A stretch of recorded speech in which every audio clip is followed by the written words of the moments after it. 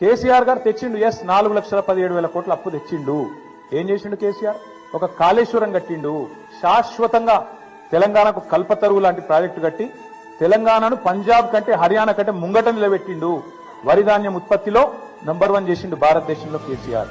90% పాలమూరు వలసల జిల్లాగా పేరుపడ్డ పాలమూరు రంగారెడ్డి ఎత్తిపోతల పథకాన్ని 90% పూర్తి చేసి ఒక పంపు కూడా అందేసి మీ చేతిలో పెట్టిండు. 17 నెలలైంది. ఆ మిగతా 10% కూడా పూర్తి చేయలేని అసమర్థుడివి నువ్వు. కేసీఆర్ గారు అప్పు చేసిండు, కానీ ఇంటింటికి నల్లా పెట్టి నీళ్లు ఇచ్చిండు. దగ్గర 30,000 కోట్లతోనే ఆ ప్రాజెక్టు పూర్తి చేసిండు.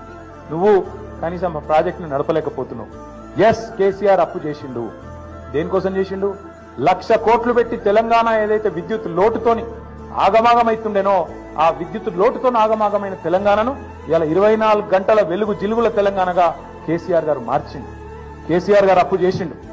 రైతు బంధు అనే పథకం పెట్టి రైతుల ఖాతాల్లో 70 లక్షల మంది రైతుల ఖాతాల్లో 73,000 కోట్ల రూపాయలు వాళ్ళ ఖాతాలు వేసిండు. కేసీఆర్ అప్పు చేసిండు. 29,000 కోట్ల రైతుల అప్పు తీర్చిండు.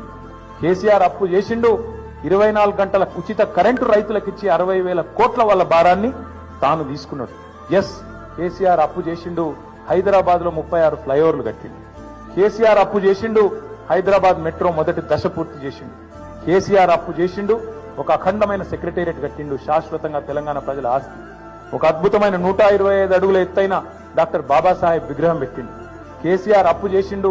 తెలంగాణ అమరులకు అమరజ్యోతి అద్భుతమైన ఒక స్తూపాన్ని నిర్మాణం చేసిండు. కేసీఆర్ అప్పు చేసిండు. 32 మెడికల్ కాలేజీలు పెట్టిండు. 32 నర్సింగ్ కాలేజీలు పెట్టిండు. కేసీఆర్ అప్పు చేసిండు. 1022 గురుకుల పాఠశాలలు పెట్టిండు. కేసీఆర్ అప్పు చేసిండు. ఊరూరికి రైతు వేదిక కట్టిండు. ఊరూరికి నర్సరీ పెట్టిండు. ఊరూరికి డంపింగ్ యార్డ్ కట్టిండు. వైకుంఠ ధామం కట్టిండు. ప్రకృతి వనం కట్టిండు. నువ్వు పీకింది ఏంటి చెప్పు?